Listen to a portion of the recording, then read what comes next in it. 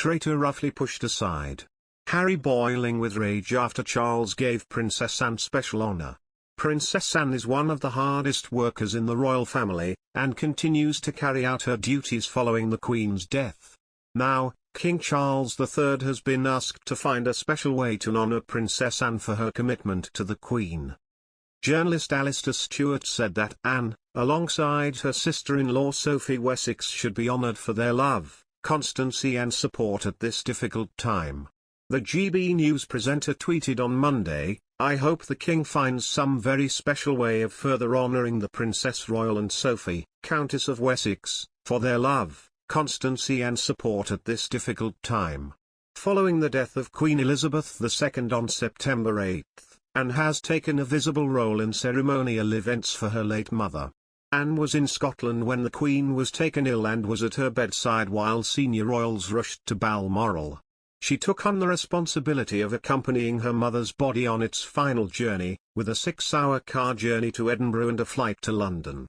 Speaking of her duty earlier this week, Anne said, "I was fortunate to share the last 24 hours of my dearest mother's life.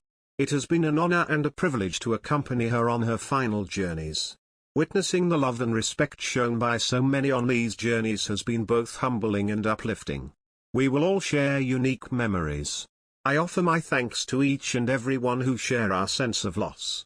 We may have been reminded how much of her presence and contribution to our national identity we took for granted.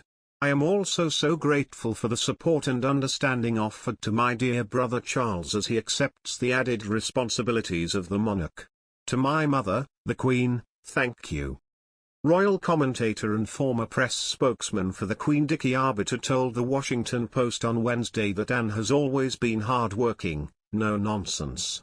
Anne, Princess Royal, has always been aware of her duty as a member of the royal family. She once told the BBC that she doesn't get it when people ask her if she sees Elizabeth as her mother or her queen.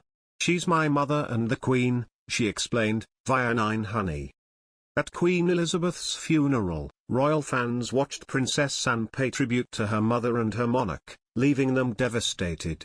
The quiet dignity of the Queen's only daughter generated a new level of respect for the royal in the days following Elizabeth's death. Anne travelled from Balmoral, where the Queen died, to London, the place of her funeral, with her mother's coffin, via Sky News.